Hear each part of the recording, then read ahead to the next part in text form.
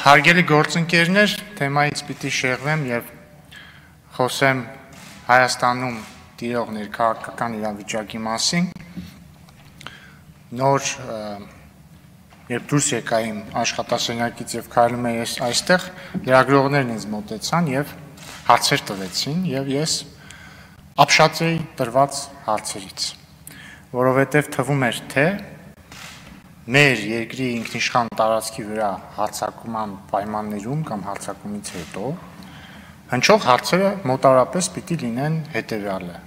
ինչ վիճակ է սահմաններին, ինչ է ձեռնարկում Հայաստանի Հանրապետությունը կամ ինչ պիտի ձեռնարկի Հայաստանի ինքնիշխանությունը եւ տարածքային ամբողջականությունը պաշտպանելու համար, ինչով կարող են օգնել իրենք լրագրողները այս գործում եւ այսպես շարունակ։ Բայց ինձ տրված հարցը հետևյալն էր. Ընդդիմությունը նախաձեռնել է իմպիչմենտի գործընթաց, արդյոք միանալու եք։ Սկսենք նայած, որ հարցը աբսուրդային էր, որովհետև ոչ, ես չեմ պատրաստում երբևէ Ռոբերտ Քոչարյանին ընտրել վարչապետ, բայց հարցը դա չի։ Հարցը հետևյալն է. կա աքսիոմատիկ ճշմարտություն, երբ որ երկիրը կանգնած է կոնկրետ սպառնալիքի առաջ եւ անհրաժեշտություն է առաջանում ռազմական ճանապարհով պաշտպանել սեփական շահերնել չէ նույնիսկ սեփական տարածքային ամբողջականությունը եւ ինքնիշխանությունը, այսինքն կարևորագույն շահերը։ Ամենակարևոր բանը ներքին միասնությունն է եւ ներքին կայունության չխաթարումը։ Եվ սա չհասկանալու համար կամ պիտի դավաճան լինես, կամ տրվես էմոցիաների։ Եվ կարող է մեր հանրության ընդդիմադիր մասի մոտ, իսկ բնականաբար Հայաստանի ժողովրդավարական երկիրը եւ մեր հանրության մեջ կան ընդդիմադիր քաղաքացիներ, հարց առաջանալ։ Եթե մենք չենք համակրում ձեր քաղաքական ուժին կամ նույնիսկ եթե մենք ձեր համակարգական ուժին համարում ենք Հայաստանի շահերը չսպասարկող կամ վատ սպասարկող, վատ կառավարող, ինչու պիտի համախմբվենք ձեր շուրջ։ Շատ բարձ պատճառով։ Նախ պետք չէ համախմբվել մեր շուրջ, պետք է համախմբվել պետականության շուրջ։ Եվ երկրորդը, պետք է համախմբվել պետականության շուրջ այն նույն պատճառով, ինչ ես ժամանակին համախմբվել եմ իմ համախոհների հետ պետականության շուրջ 2016 թվականին, երբ ես Սերժ Սարգսյանին այն ժամանակվա նախագահին ամենևին լավ չէի վերաբերվում, բայց իմ մոտ այն ժամանակ վարկյան անգամ միտք չի առաջացել, նույնիսկ իմ մտքում Սերժ Սարգսյանին մեղադրել Ղարաբաղի վրա տեղի ունեցած ադրբեջանական հարձակման համար։ Սա պարզ ինքնապահպանական բնազդ է, երբ որ հարձակվում են մեր վրա, եւ նրանք չեն հարձակվում Ռուբեն Ռուբինյանի վրա կամ չգիտեմ Սեյրան Օհանյանի վրա, որ այստեղ չէ։ Նրանք հարձակվում են մեր վրա, մեր բոլորի վրա։ Եվ տվյալ պայմաններում խաթարել կայունությունը եւ փորձել խաթարել երկրի կառավարման համակարգը ուղղակի անմտություն է։ Ես ուզում եմ ել ավելի բացեմ, թե ըստ էության ինչ են առաջարկում ընդդիմադիրները։ Նախ ինչ է տեղի ունեցել, ինչու է հայտնվել ընդդիմադիրների առաջարկը, որովհետև երեք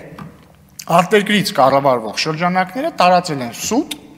թե իբր վարչապետ Նիկոլ Փաշինյանը ինչ որ թուղթ է ստորագրել,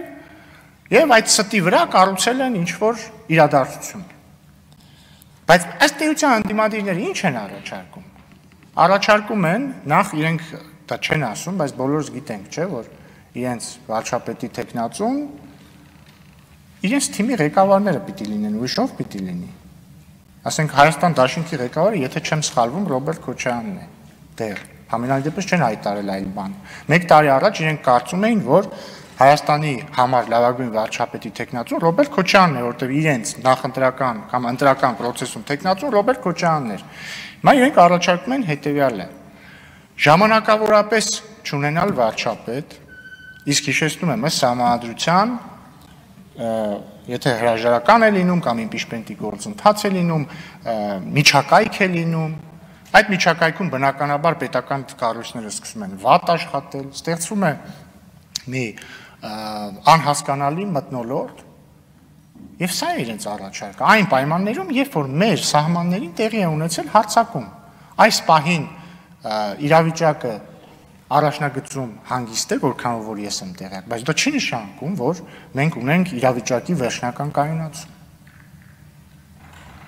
Եվ սա ուղղակի ես չգիտեմ, այդ մարդիկ հատուկ են սա անում, թե չէ։ Ես չեմ ուզում դրան հավատալ, Հաջորդ հարցը, ես նաև ուզում եմ դիմել մեր քաղաքացիները եւ ասել, որ սիրելի ժողովուրդ, ես ձեզ հասկանում եմ, ձեր բոլոր հույզերը, դժգոհությունները, վախերը, անզորության զգացումը տեղ-տեղ, եւ ես ուզում եմ ձեզ ասել, որ սա նորմալ է, որովհետեւ ծանր ժամանակներում մարդիկ ի վերջո իրար շատ ավելի սիրում են, երբ որ լավ ժամանակներ են։ Ցավոք, վատ ժամանակներում նման դրսևորումներ լինում են, բայց մենք սիրում ենք ասել, չէ, որ մենք հզոր ազգ ենք, ունիկալ ազգ ենք, որ հայերի պես ժիգարով մարդ չկա, եւ ես չեմ կարծում, որ մենք չափազանցնում ենք։ Եկել է ժամանակը ցույց տալ մեր լավագույն որակները եւ թույլ չտալ, որպեսզի կասկածի որդը մեզ ներսից կրծի եւ արթնացնի մեր վատագույն որակները, որովհետեւ սա մեր մասին է, ժողովուրդ ջան, սա իմ մասին չէ, անհատապես ձեր մասին չէ, սա մեր մասին է, մեր պետության մասին է։ Ես կուզեի ընդդիմությանը կոչ անեի, որ գային դահլիճ, բոլորով միասին կոչ անեինք ժողովրդին, համախմբվել իշխանության չէ, պետականության շուրջ։ Ցավոք, ես այլևս հույս չունեմ, որովհետեւ կրկնում եմ, այստեղ դիտավորության հոտ է գալիս։ Դե համար ես մեր ժողովրդին եմ կոչ անում, ժողովուրդ ջան, պահպանեք հանգստություն, Հայաստանի Հանրապետության կառավարությունը, Հայաստանի Հանրապետության ազգային ժողովի մեծամասնությունը, քաղաքացիական պայմանագիր կուսակցությունը հաստատակամ է ամեն գնով պաշտպանել Հայաստանի ինքնիշխանությունը եւ տարածքային ամբողջականությունը։